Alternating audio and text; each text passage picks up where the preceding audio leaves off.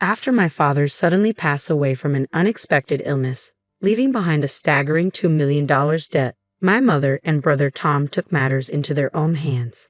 They decided how to handle my father's inheritance without consulting me, leaving me to bear the brunt of the debt. My frustration with them reached a boiling point, but the thought of their future struggles made me smirk inwardly. I'm Nancy, a 24-year-old single woman working as a nursery teacher at a daycare. I graduated from a junior college and have always lived at home with my father, mother, and my brother Tom, who is close to my age. Since childhood, Tom and I haven't gotten along. A graduate of a prestigious university, Tom looked down on me for my junior college education. His arrogance was matched by his frequent mockery of my modest personality and average looks. With your plain appearance and lack of impressive credentials, who would ever want to date you? He would sneer. In reality, I do have a boyfriend, but I keep this a secret to avoid provoking Tom's scorn. Though Tom's sarcasm used to sting, those days are long behind me. I now take great pride in my work as a nursery teacher, finding immense joy in interacting with children and watching them grow. Tom's words no longer faze me. My mother, who reveres Tom for his prestigious university degree, constantly boasts about him to relatives and neighbors. In stark contrast, I was often treated as an afterthought. It was clear that my mother favored Tom and showered him with preferential treatment. Unlike her, my father always had my back. Whenever my mother gave snacks exclusively to Tom, my father would secretly share the same treats with me. He would proudly express his admiration for my choice to become a nursery teacher, and I deeply cherished his supportive gestures and words. My father was the CEO of a small company where Tom also worked. Unfortunately, the company's financial situation had been deteriorating recently. Despite my father's relentless efforts to cut the deficit and his late nights at the office, Tom remained indifferent. I can't work for a company run by someone who looks so evidently poor, Tom said, resigning from the company to take a position elsewhere. Since her marriage, my mother had stopped working and fully dedicated herself to managing the household. With no experience in supporting my father's business, she didn't grasp the challenges he faced. Despite witnessing his daily struggles, she criticized him for the company's lack of success. The company is still struggling. If you don't resolve the deficit soon, I won't be able to buy that new bag from the magazine. Honestly, what are you doing every day? You're completely useless, my mother said. She had an insatiable appetite for spending, especially on luxury items, often making impulsive purchases. Her dismissive attitude toward my father, as if she couldn't see the value of his hard work, filled me with outrage. Though I'm no business expert, I've witnessed my father's tireless efforts from a young age and understand how challenging it is to manage a business. My mother, who has been with him for years, should recognize this as well. I couldn't fathom why she would blame him as though he were incompetent. One day, my frustration boiled over, and I confronted my mother, demanding she stop belittling my father. Her response was dismissive and condescending. Why should I be scolded by someone like you? People without an education should keep their opinions to themselves. Don't speak on things you don't understand, she retorted. Tom, seemingly influenced by my mother's attitude, joined in and criticized me harshly. It was clear that despite sharing the same blood, our values and personalities were worlds apart. Nancy, don't let their words affect you. Education doesn't define your worth. Take pride in your role as a nursery teacher. That's what truly matters, my father said. His words of encouragement warmed my heart and bolstered my resolve. Even though part of me wanted to stand up to Tom and felt overshadowed by him, my father's support made me feel fearless. As long as he was by my side, I knew I could face anything. An unexpected event shattered my world. Father, I was horrified to learn that my father had collapsed at work. The company staff who reached out to me said he was rushed to the hospital in critical condition. Without hesitation, I dashed to the hospital, only to find that my mother and brother were nowhere to be seen. I'm too busy to leave. You'll have to handle Dad's care, my mother said. I was stunned by her response. How could she claim to be too busy when my father's life was at stake? As a jobless person, surely she had more flexibility than I did. What could possibly be more important than being there for my father? In disbelief, I took care of the hospital formalities and listened to the doctor's grim news. My father had acute heart failure and only had a few days left. I visited him as often as I could, hoping to see his smile once more. A few days after his collapse, as if sensing my presence, he briefly regained consciousness while I held his hand. Dad, I'm so relieved to see you. Do you recognize me? Can you hear my voice? I pleaded desperately, but he looked at me with a distant, vacant stare before quietly closing his eyes, never to open them again. Until my father passed away, neither my mother nor Tom made any effort to visit him. They only appeared just before the funeral, clearly reluctant to oversee the arrangements. During our conversation there, it became apparent that my father's company had gone bankrupt, leaving behind a $2 million debt. Inheritances come with debts, my mother said, her tone dripping with disdain. As the funeral proceeded, both she and Tom began to blame my father for the situation. He was unreliable in life, and now he's left us with this burden. What a curse, they complained. What are we supposed to do about all this debt? My mother wondered aloud. I have a suggestion, Tom said with a smirk, turning his gaze toward me. Since Dad had such a soft spot for you, why don't you inherit everything? You can also take on the debt. It's only fair to repay the love you received from him. My mother added, her voice carrying a sense of cold expectation. Unbelievably, my mother and Tom were trying to offload both my father's inheritance and his debts onto me. Despite my father's passing, they were more concerned with their own interests than with mourning his loss.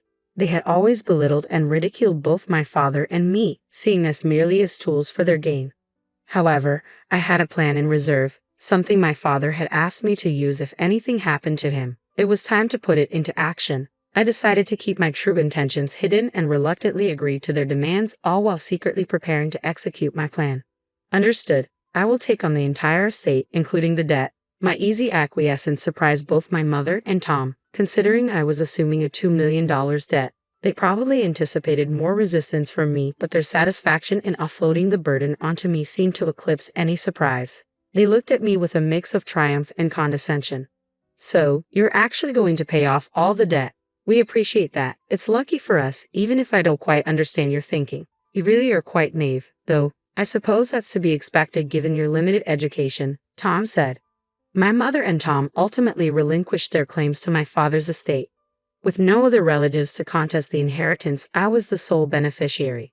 After my father's death, I moved out of the home I no longer wished to live in and began a new chapter on my own. It was then that I discreetly set my plan into motion. Several months after my father's passing, one day, what on earth is this? Tom, who I hadn't seen in a while, appeared visibly enraged, his face reddening as if he was on the verge of lashing out. His fury was likely triggered by seeing me emerge from a mansion that could only be described as extravagant. Why is Nancy, who supposedly inherited $2 million in debt and has such a low social status, living in a house like this? It was clear that this was the question Tom and my mother would be asking. Seeing your astonished faces is quite the reunion after so long. I'm glad to see you're doing well, I responded. Who do you think you are? Making jokes with no education. I want to know what's going on, Tom snapped. This is where I live. Is it really so surprising to see me coming out of my own home? Tom, growing increasingly agitated, advanced toward me. However, as a nursery teacher accustomed to lifting children daily, I had developed more strength than the average woman. Tom, who led a sedentary lifestyle and avoided exercise, was comparatively weak. I swiftly overpowered him and had him on the ground in no time. He looked utterly bewildered. As Tom lay on the ground and my mother rushed to his side, I smiled and began to explain. The reason I'm living here is because of the decision you both made to relinquish Dad's inheritance. Before he passed away, my father had been quietly building wealth through real estate to secure our future. Despite the company's debt, the market value of the properties increased significantly after I inherited the estate. I sold them at the right time, and even after accounting for inheritance taxes, the profit from the real estate exceeded $5 million. My father had anticipated this rise in value, which is why I took on the inheritance, despite the debt. Instead of using the proceeds to pay off the $2 million debt immediately, I first ensured that the employees of my father's company were fairly compensated. Additionally, I received a life insurance payout of $3 million. The amount was truly staggering. Wait a minute. Life insurance is usually paid out to the spouse, right? My mother interjected.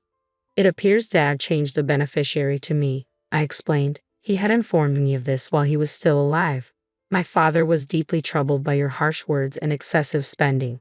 To ensure that his life insurance money was used wisely, he trusted me to manage it and change the beneficiary.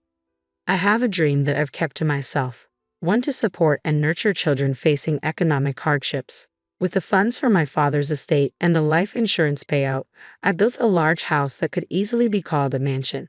While continuing my work as a nursery teacher, I am also applying the real estate investment skills I learned from my father to steadily grow my assets. After explaining everything, my mother and Tom were enraged, their voices rising in anger. "This is absurd. Why didn't you tell us something so crucial? If we had known about the real estate, we never would have let you inherit it." I responded firmly, "Dad anticipated that you would react exactly like this if he knew. That's why he kept it a secret, to prevent you from claiming everything. I didn't expect you to respond just as he predicted, but it seems he was right. What are you talking about? Regardless, we deserve our share of the inheritance. We have a right to it." I was taken aback by my mother's audacious demand for a portion of the assets. It was clear that when it came to money, people reveal their true nature. My mother and Tom were showing their cowardice and arrogance, just as I had always known them to be. "You both forfeited that right when you renounced the inheritance. It's not possible to reclaim it now. I cannot hand over the hard-earned assets my father accumulated to people who are consumed by their own greed." The ignorant, uneducated one just won't stop whining. "Quit your nagging and hand it over now," Tom shouted. Despite their continued baseless complaints, I had no choice but to call security to have them removed.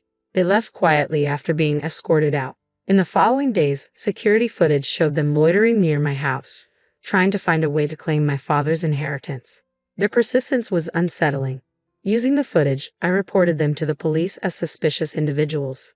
After that, I no longer saw my mother or Tom around my home. After some time had passed, I learned about my mother and Tom's situation from a family friend who had been close to us for years. Tom had found a new job, but his self-centered attitude quickly earned him a poor reputation. Within less than a year, he had alienated his boss and was relegated to menial desk work, a far cry from the special treatment he had enjoyed as the president's son at my father's company. Eventually, the harsh work environment took its toll, and he left the job. His tarnished reputation made it challenging for him to find new employment within the industry. "Why aren't you working? Stop lazing around," my mother would admonish. "It's not like I'm just sitting around doing nothing," Tom would retort. "What kind of effort are you putting in, you useless, unemployed person?" my mother would criticize. After witnessing Tom's failure, her attitude toward him changed drastically. Once doting on him, she now blamed him for his incompetence and joblessness, growing increasingly cold and distant. The shift in my mother's behavior placed immense psychological pressure on Tom, eventually leading him to become a recluse. Having relied on my father's income for years and never having developed the skills or inclination to work, my mother now faces financial struggles alongside Tom. Both are struggling to make ends meet. As for me, I am happily married to the man I had been dating, and we now live in the large house I own. My husband shares my passion for helping children in economic need. Together, we are working towards this dream by setting up the necessary facilities and obtaining the required qualifications. I hold deep gratitude for my irreplaceable father, and with my husband by my side, I am living a fulfilling and purposeful life.